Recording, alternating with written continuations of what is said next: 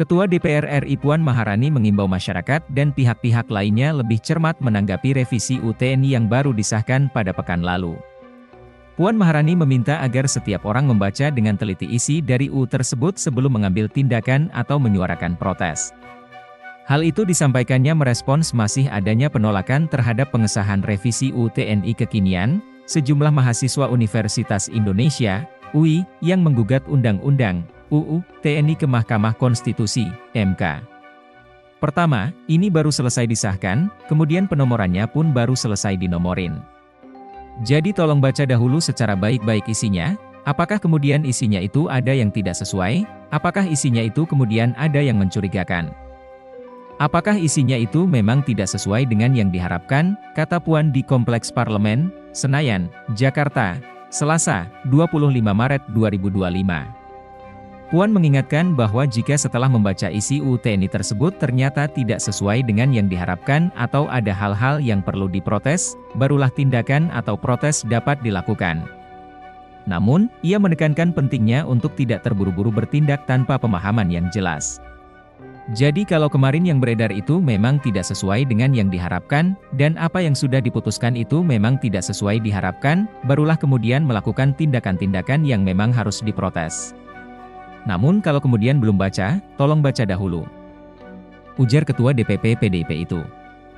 Puan juga menegaskan bahwa seluruh RUU yang telah disahkan, termasuk UU TNI dapat dibaca oleh publik melalui website resmi DPR, sehingga semua pihak dapat mempelajari dan memahami isinya dengan baik. Jadi tolong kita sama-sama menahan diri dan tolong bacakan, sudah ada di website DPR dan sudah bisa dibaca di publik, tandasnya.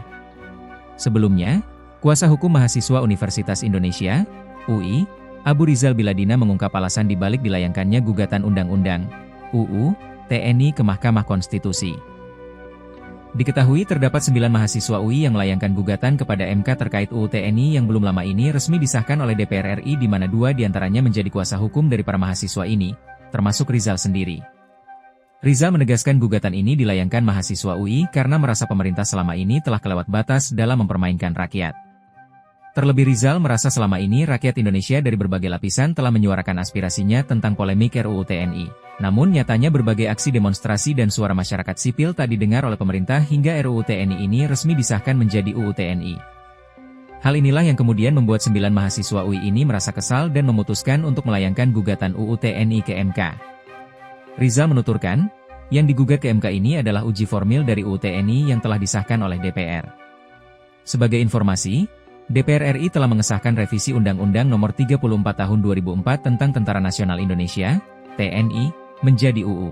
Pengesahan itu dilakukan dalam rapat paripurna DPR RI ke-15 masa persidangan 2, tahun 2024 hingga 2025 yang dipimpin oleh Ketua DPR RI Puan Maharani, pada Kamis, 20 Maret 2025. Download Tribun X sekarang, menghadirkan lokal menjadi Indonesia.